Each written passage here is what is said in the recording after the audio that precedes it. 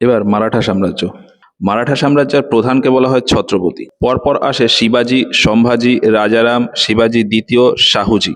এই শাহুজির সময় পেশোয়া পদ চালু হয়। পেশোয়া আসে বালাজি বিশ্বনাথ, বাজিরাও প্রথম, বালাজি বাজুরাও, মাধব নারায়ণ রাও প্রথম শিবাজি। তার পিতা শাহাজি ভোসলে আর মাতা জিজাবাই। শিবাজির দুজন গুরু ছিল, কোন্ডদেব আর গুরু রামদাস। শিবাজির জন্ম হয় ১৬৩০ সালের ১৯শে ফেব্রুয়ারি। ছোটবেলা থেকেই শিবাজি খুবই বাহাদুর ছিল, তাকে পাহাড়ি ছুঁচো বলা হতো। ছোটবেলা থেকেই শিবাজি আশেপাশের রাজ্য জেতার জন্য অভিযান শুরু করে। প্রথম আক্রমণ করে বিজাপুরের উপর। বিজাপুর এরিয়াতে সেনাপতি ছিল আফজাল খান। আফজাল খানকে হারিয়ে শিবাজি বিজাপুর থেকে পানহালা কিলা আর পুরান্দারের কিল্লা জিতে যায়। ১৬৫৭ সালে শিবাজির সাথে ঔরঙ্গজেবের প্রথম সাক্ষাৎ হয়। এরপর ১৬৬৪ খ্রিস্টাব্দে শিবাজি সুরাট জিতে নেয়। শিবাজিকে হারানোর জন্য ঔরঙ্গজেব প্রথমে শায়েস্তা খানকে পাঠিয়েছিল, কিন্তু শিবাজি শায়েস্তা খানকে হারিয়ে দেয়। পরবর্তীতে ঔরঙ্গজেব জয় সিংকে শিবাজির কাছে পাঠায়। জয় সিং শিবাজিকে হারিয়ে দেয় এবং ১৬৬৫ খ্রিস্টাব্দে পুরন্দরের কেল্লা শিবাজির কাছ থেকে নিয়ে নেয় এবং ওইখানেই জয় সিং আর শিবাজির ভেতর একটা সন্ধি হয়, পুরন্দরের সন্ধি। এই পুরন্দরের সন্ধি হিসাবে শিবাজি এর আগে যে ৩৫টা কেল্লা দখল করেছিল তার ভেতর ২৩টা কেল্লা ফেরত দিয়ে দেয় এবং এই সন্ধির শর্ত হিসাবে শিবাজি ঔরঙ্গজেবের সাথে দেখা করতে যায় দিল্লিতে। ঔরঙ্গজেব তখন শিবাজিকে বন্দি বানিয়ে নেয়, কিন্তু শিবাজি সেখান থেকে পালিয়ে যায়। পালিয়ে ১৬৭০ খ্রিস্টাব্দে আবারও সুরাট জিতে নেয়। ঔরঙ্গজেবের সাথে লড়াই করার জন্য শিবাজি পর্তুগালিদের কাছ থেকে প্রায় ২০০টা কামান কিনেছিল এবং বোম্বের কাছাকাছি একটা জায়গা কুলবা, এই কুলবাতে নৌসেনা স্থাপন করেছিল।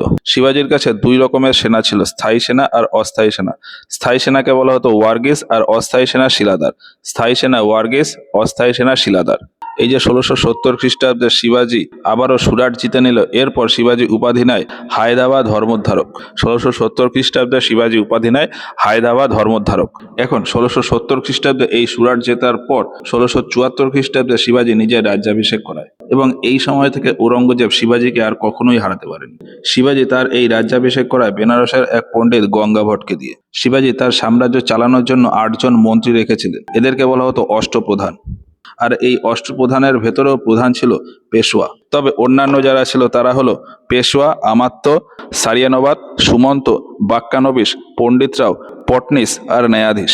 পেশোয়া, আমাত্য, সরিয়ানবিদ, সুমন্ত, বাক্যানবিশ, পণ্ডিতরাও, পটনিস, ন্যায়াধীশ। পেশোয়া ছিল প্রধান মন্ত্রী, আমাত্য অর্থমন্ত্রী, সরিয়ানবেদ সেনা বিভাগের প্রধান ছিল, সুমন্ত ছিল বিদেশ মন্ত্রী, বাক্যানবিশ ছিল গুপ্তচর, পণ্ডিতরাও ধার্মিক দিক থেকে প্রধান, পিটনিস ডাক বিভাগ, ন্যায়াধীশ আইন বিভাগের প্রধান। এছাড়া মারাঠা সাম্রাজ্যের সময় রাজাকে বলা হতো ছত্রপতি। তো ছত্রপতি তার আন্ডারে ছিল পেশোয়া, পেশোয়ার নিয়ন্ত্রণে ওই অষ্টপ্রধান। এখন এরপর ১৬৮০ খ্রিস্টাব্দে গিয়ে শিবাজি মারা যায়। এরপর ছত্রপতি হয় তার ছেলে সম্ভাজি। যদিও শিবাজির দুজন স্ত্রী ছিল, সাইবাই আর সয়রাবাই। শিবাজির দুজন স্ত্রী সাইবাই আর সয়রাবাই। সাইবাইয়ের থেকে শিবাজির ছেলে হয় সম্ভাজি, সম্ভাজির ছেলে শাহুজি। আর সয়রাবাইয়ের থেকে শিবাজির ছেলে রাজারাম, রাজারামের ছেলে শিবাজি দ্বিতীয়। তো যাই হোক, শিবাজির পরে রাজা হয় সম্ভাজি। এই সময় মোগল সাম্রাজ্যের রাজা রয়েছে ঔরঙ্গজেব। তখন ঔরঙ্গজেবের পুত্র আকবর আকবর ঔরঙ্গজেবের বিরুদ্ধে বিদ্রোহ ঘোষণা করেছিল। আর বিদ্রোহ করে দুজনের শরণাপন্ন হয় তেগ বাহাদুর আর এই সম্ভাজি। ফলে ঔরঙ্গজেব ওই নবম গুরু তেগ বাহাদুর আর সম্ভাজি দুজনকেই হত্যা করে দেয়। সম্ভাজিকে হত্যা করে তার ছেলে শাহুজিকে নিয়ে দিল্লি চলে যায়। এরপর মারাঠা সাম্রাজ্যে ছত্রপতি পদে বসে রাজারাম, কিন্তু অল্প কিছুদিনের ভেতর রাজারাম মারা যায়। ফলে তারপর ছত্রপতি হয় তার ছেলে শিবাজি দ্বিতীয়। শিবাজি দ্বিতীয়র তখন বয়স ১১ বছর। ফলে তার সাথে সিংহাসনে বসত তার মা তারাবাই, শিবাজি দ্বিতীয়র মা তারাবাই। এখন মারাঠা সাম্রাজ্যের রাজা রয়েছে শিবাজি দ্বিতীয়। সেই সময় দিল্লিতে শাসক রয়েছে মুয়াজ্জম বা শায়ে বেখবর। মুয়াজ্জম শিবাজি দ্বিতীয়কে হারানোর জন্য ওই যে দিল্লিতে শাহুজি রয়েছে, শাহুজিকে ওই মারাঠা সাম্রাজ্যে পাঠায়। এখন শাহুজি শিবাজি দ্বিতীয়কে মারার উদ্দেশ্যে যখন আসছিল, তখন তার সাথে পরিচয় হয়ে যায় বালাজি বিশ্বনাথের। ফলে শাহুজি আর বালাজি বিশ্বনাথ এই দুজন মিলে শিবাজি দ্বিতীয়কে সরিয়ে দিয়ে মারাঠা সাম্রাজ্যের সিংহাসনে বসে। ফলে মারাঠা সাম্রাজ্যের সিংহাসনে বসে শাহুজি, আর তখন প্রধান পেশোয়া ছিল বালাজি বিশ্বনাথ। বালাজি বিশ্বনাথের উপাধি ছিল সেনাকার্টে। এরপর ১৭১৩ খ্রিস্টাব্দে দিল্লির সিংহাসনে বসে ফারুকশিয়ার। ফলে ১৭১৭ খ্রিস্টাব্দে বালাজি বিশ্বনাথ ফারুকশিয়ারের কাছ থেকে এই মারাঠা সাম্রাজ্যকে আলাদা করে নেয়, স্বতন্ত্র করে নেয়। এই জন্যই বলা হয় ১৭১৭ খ্রিস্টাব্দে ফারুকশিয়ার মারাঠাদের ম্যাগনা কার্টা দিয়ে দেয়। তো যাই হোক, মারাঠা সাম্রাজ্যের প্রধান ছত্রপতি রয়েছে শাহুজি আর তার প্রধান পেশোয়া বিশ্বনাথ, বালাজি বিশ্বনাথ। এরপর বালাজি বিশ্বনাথ মারা যায়, ফলে প্রধান পেশোয়া হয় তার ছেলে বাজিরাও প্রথম। এই বাজিরাও প্রথমের সময় শাহুজি মারাঠা সাম্রাজ্যের পুরো এরিয়াকে 5টা কনফেডারেশন বা 5টা প্রদেশে ভাগ করেছিল: পুনে, নাগপুর, গুজরাট, ইন্দোর আর গোয়ালিয়র। পুনে, নাগপুর, গুজরাট, ইন্দোর, গোয়ালিয়র। পুনের প্রধানকে বলা হতো পেশোয়া, নাগপুর ভোসলে, গুজরাট গায়কোয়াড়, ইন্দোর হোলকার, গোয়ালিয়র সিন্ধিয়া। পুনে, পেশোয়া, নাগপুর ভোসলে, গুজরাট গায়কোয়াড়, ইন্দোর হোলকার। এই বাজিরাও প্রথম 1737 খ্রিস্টাব্দে দিল্লির শাসক মোহাম্মদ শাহের দরবারে আক্রমণ করে এবং সেখান থেকে 5 লক্ষ মুদ্রা নেয়। এরপর 1738, 1739 এই 2 বছর আবারও মোগল সাম্রাজ্যের উপর আক্রমণ করে এবং প্রত্যেকবার 5 লক্ষ করে মুদ্রা নেয়। আর এই সময় এই বাজিরাও প্রথম হায়দ্রাবাদের নিজামুল মুলকের সাথে মুন্সি শিবগাঁওয়ের সন্ধি করে। এই মুন্সি শিবগাঁও সন্ধির মাধ্যমে বাজিরাও প্রথম হায়দ্রাবাদের বেশ কিছুটা এরিয়া মারাঠা সাম্রাজ্যের ভেতরে নিয়ে নেয়। এখন বাজিরাও প্রথমের পরে প্রধান পেশোয়া হয় তার ছেলে বালাজি বাজিরাও। এই বালাজি বাজিরাওয়ের সময় মারাঠা সাম্রাজ্যের সবচেয়ে বেশি বিকাশ হয়েছিল। এই জন্য মারাঠা সাম্রাজ্যের দ্বিতীয় প্রতিষ্ঠাতা বলা হয় এই বালাজি বাজিরাওকে। এই বালাজি বাজিরাও আবারও হায়দ্রাবাদের ওপর আক্রমণ করে এবং ঝলকির সন্ধি করে। এই ঝলকির সন্ধির মাধ্যমে হায়দ্রাবাদের পুরো এরিয়া মারাঠা সাম্রাজ্যের ভেতরে নিয়ে নেয়। এরপর এই বালাজি বাজিরাও শাহুজির সাথে একটা সন্ধি করে, সাঙ্গলির সন্ধি। এই সাঙ্গলির সন্ধিতে বলা হয় যে এখন থেকে ছত্রপতি পদ শেষ হয়ে গেল। বালাজি বাজিরাওয়ের পরে আরো বিভিন্ন পেশোয়া আসে, যেমন মাধব নারায়ণ রাও, মাধব রায় দ্বিতীয়, বাজিরাও দ্বিতীয়। এই বাজিরাও দ্বিতীয়র আরেক নামই হলো নানা সাহেব। মাধব রায় দ্বিতীয় যখন সিংহাসনে বসে তখন তার বয়স অনেক কম ছিল, ফলে তার দেখাশোনা করার জন্য 12 জন মন্ত্রীর একটা গ্রুপ ছিল। এই 12 জন মন্ত্রীকে একসাথে বলা হতো বারভাই পরিষদ। এই মাধব রায় দ্বিতীয় আর বাজিরাও দ্বিতীয় এদের সময় মারাঠা সাম্রাজ্যের সাথে ইংরেজদের 3টে যুদ্ধ হয়, যেগুলোকে বলা হয় অঙ্গ মারাঠা যুদ্ধ। আর এই 3টে যুদ্ধ 3টে সন্ধির মাধ্যমে সমাপ্ত হয়: সলবাইয়ের সন্ধি, বেসিনের সন্ধি, পুনের সন্ধি। সলবাই সন্ধি, বেসিন সন্ধি, পুনের সন্ধি 1782, 1802, 1817। সলবাই, বেসিন, পুনে 1782, 1802, 1817। প্রথম অঙ্গ মারাঠা যুদ্ধ মাধব রায় দ্বিতীয় আর ইংরেজদের ভেতর, সন্ধি সলবাইয়ের সন্ধি 1782। দ্বিতীয় অঙ্গ মারাঠা যুদ্ধ বাজিরাও দ্বিতীয় আর ইংরেজদের ভেতর, বেসিনের সন্ধি 1802 সালে। তৃতীয় অঙ্গ মারাঠা যুদ্ধ বাজিরাও দ্বিতীয় আর ইংরেজদের ভেতর, পুনে সন্ধির মাধ্যমে 1817। এই তৃতীয় অঙ্গ মারাঠা যুদ্ধের পর যে পুনে সন্ধি হয়, এই পুনে সন্ধির মাধ্যমে মারাঠা সাম্রাজ্যের পুরো এরিয়া ইংরেজদের আন্ডারে চলে আসে। আর ওই যে বাজিরাও দ্বিতীয় বা নানা সাহেব বা ধন্দুপন্ত, তাকে পেনশন দিয়ে কানপুর পাঠিয়ে দেওয়া হয়। পরবর্তীকালে এই নানা সাহেবের পেনশন বন্ধ করে দেওয়া হয়, ফলে কানপুর থেকে 1857 খ্রিস্টাব্দের মহাবিদ্রোহে নেতৃত্ব দিয়েছিল এই নানা সাহেব বা ধন্দুপন্ত বা বাজিরাও দ্বিতীয়। শিবাজি 2 রকমের ট্যাক্স নিত, স্বদেশমুখী আর চৌথ। এরপর অবধ বা লখনৌ এরিয়া, মোহাম্মদ শাহের থেকে এই অবধ বা লখনৌ এরিয়া আলাদা করে নেয় শাহাদাত খান 1722 সালে। এরপর 1739 খ্রিস্টাব্দে নাদির শাহ যখন মোগল সাম্রাজ্যের উপর আক্রমণ করে তখন এই শাহাদাত খানের কাছেও এসেছিল। শাহাদাত খান নাদির শাহের ভয়ে আত্মহত্যা করে নিয়েছিল। এখন শাহাদাত খানের মৃত্যুর পর তার উত্তরাধিকারী ছিল 2 জন, সফদরজং আর সুজাউদ্দৌলা। উত্তরাধিকার নিয়ে এই দুজনের ভিতর একটা যুদ্ধ হয়। এই যুদ্ধে সুজাউদ্দৌলা জিতে যায় এবং সিংহাসনে বসে। ফলে 1739 খ্রিস্টাব্দে এই অবধের সিংহাসনে বসে সুজাউদ্দৌলা। পরবর্তীতে 1764 খ্রিস্টাব্দে যে বক্সারের যুদ্ধ হয়, ওই বক্সারের যুদ্ধে মীর কাসিমের সাথে ছিল এই সুজাউদ্দৌলা। এই যুদ্ধে ইংরেজদের তরফ থেকে হেক্টর মুনরো ওই মীর কাসিম আর সুজাউদ্দৌলা এদেরকে হারিয়ে দেয় এবং পরবর্তী বছর 1765 খ্রিস্টাব্দে এলাহাবাদ সন্ধির মাধ্যমে এই অবধের এরিয়া ইংরেজদের আন্ডারে নিয়ে নেয়। আর ইংরেজরা এই অবধের এরিয়াকে একটা বাফার স্টেট হিসেবে ব্যবহার করত। পরবর্তীকালে ডালহৌসি এসে অবধের এরিয়া পুরোপুরি ইংরেজদের দখলে নিয়ে নেয়। ডালহৌসির সময় এই অবধের নবাব ছিল ওয়াজিদ আলী শাহ আর তার স্ত্রী ছিল হজরত মহল। ডালহৌসি এই অবধের এরিয়াকে ডক্ট্রিন অফ ল্যাপস বা কুশাসনের আরোপ লাগিয়ে দখল করেছিল। আর পরবর্তীতে 1857 খ্রিস্টাব্দের মহাবিদ্রোহে বেগম হজরত মহল ইংরেজদেরকে বিভিন্নভাবে সাহায্য করেছিল। এরপর হায়দ্রাবাদ 1724 খ্রিস্টাব্দে মোহাম্মদ শাহের থেকে এই হায়দ্রাবাদ এরিয়া স্বাধীন করে নেয় নিজাম উল মুলক। এরপর এই হায়দ্রাবাদের সাথে মারাঠা এরিয়ার বিভিন্ন সময়ে বিভিন্ন ঝামেলা হতো। আর এই ঝামেলা হতে হতে বাজিরাও প্রথম এই হায়দ্রাবাদের ওপর আক্রমণ করে এবং প্রথম মুন্সি শিবগাঁওয়ের সন্ধি করে। এরপর বালাজি বাজিরাও আবারও হায়দ্রাবাদের ওপর আক্রমণ করে এবং ঝলকির সন্ধি করে। পরবর্তীকালে 1798 খ্রিস্টাব্দে ওয়েলেসলি আসে সহায়ক সন্ধি বা সাবসিডিয়ারি অ্যালায়েন্স নিয়ে। আর এই হায়দ্রাবাদ ছিল প্রথম রাজ্য যে এই সাবসিডিয়ারি অ্যালায়েন্সের দরুন ইংরেজদের সাথে যোগ দিয়েছিল। 1798 খ্রিস্টাব্দে যখন এই সাবসিডিয়ারি অ্যালায়েন্স বা সহযোগ সন্ধি আসে, তখন গভর্নর জেনারেল ছিল ওয়েলেসলি, আর এই সময় হায়দ্রাবাদ এরিয়াতে নিজাম ছিল আলী খান বা আসাফ জাহ দ্বিতীয়। আর এরপর থেকে হায়দ্রাবাদের এরিয়া ইংরেজদের আন্ডারেই ছিল। এরপর কর্ণাটক এরিয়া, এই কর্ণাটক এরিয়া আর বর্তমানের কর্ণাটক এই দুটো আলাদা জায়গা। তখন তামিলনাড়ু আর অন্ধ্রপ্রদেশের কিছুটা পোর্শন নিয়েছিল কর্ণাটক এরিয়া। এই কর্ণাটক এরিয়ার সংস্থাপক ছিল সাততুল্লা। উত্তর ভারতের দিকে ব্রিটিশরা শক্তিশালী হয়ে যায়, কিন্তু দক্ষিণ ভারতে এই কর্ণাটক এরিয়াতে ফ্রান্সরা একটু শক্তিশালী ছিল, মানে ফ্রান্স ইস্ট ইন্ডিয়া কোম্পানি একটু শক্তিশালী ছিল। এই সময় ইউরোপে অস্ট্রিয়া দেশটাকে কে দখল করবে তা নিয়ে ফ্রান্স আর ইংল্যান্ডের ভেতর একটা যুদ্ধ হয়। আর সেই যুদ্ধের কন্টিনিউয়েশন হিসেবে ভারতে পরপর তিনটে যুদ্ধ হয়। এই তিনটে যুদ্ধকে বলা হয় অ্যাংলো কর্ণাটিক ওয়ার বা অঙ্গ কর্ণাটক যুদ্ধ। প্রথম যুদ্ধ 1746 থেকে 48, সেকেন্ড যুদ্ধ 1749 থেকে 54, আর থার্ড একটা 56 থেকে 63। প্রথমটা 1746 থেকে 48, তারপর 49 থেকে 54, তারপর 56 থেকে 63। এই প্রথম অঙ্গ কর্ণাটিক যুদ্ধে ইউরোপে ব্রিটেন জিতে যাচ্ছিল, কিন্তু ভারতে এই যুদ্ধে ফ্রান্স জিতে যাচ্ছিল। আর ইউরোপে এই যুদ্ধের সমাপ্তি হয় আইলা স্যাপেলের সন্ধির মাধ্যমে 1748 সালে। প্রথম অঙ্গ কর্ণাটিক যুদ্ধ ব্রিটেন আর ফ্রান্সের ভেতর সমাপ্ত হয় আইলা স্যাপেলের সন্ধির মাধ্যমে 1748 খ্রিস্টাব্দে।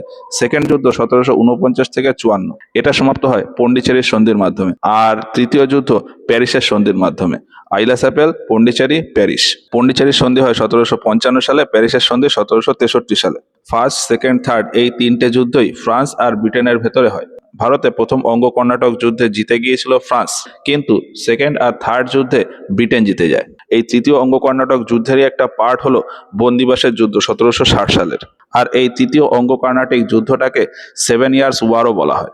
এখন এই অঙ্গ কর্ণাটক যুদ্ধ নিয়ে আরেকটা পয়েন্ট আছে যে প্রথম অঙ্গ কর্ণাটিক যুদ্ধে ব্রিটিশদের হয়ে লড়াই করেছিল আনোয়ারুদ, আর এই সময় ফ্রান্সিস গভর্নর ছিল ডুপ্লে। মহীশূর নর্মালি বর্তমান তামিলনাড়ু আর কর্ণাটক এরিয়া মিলে ছিল। এর সংস্থাপক হলো হায়দার আলী। হায়দার আলীর ছেলে ছিল টিপু সুলতান।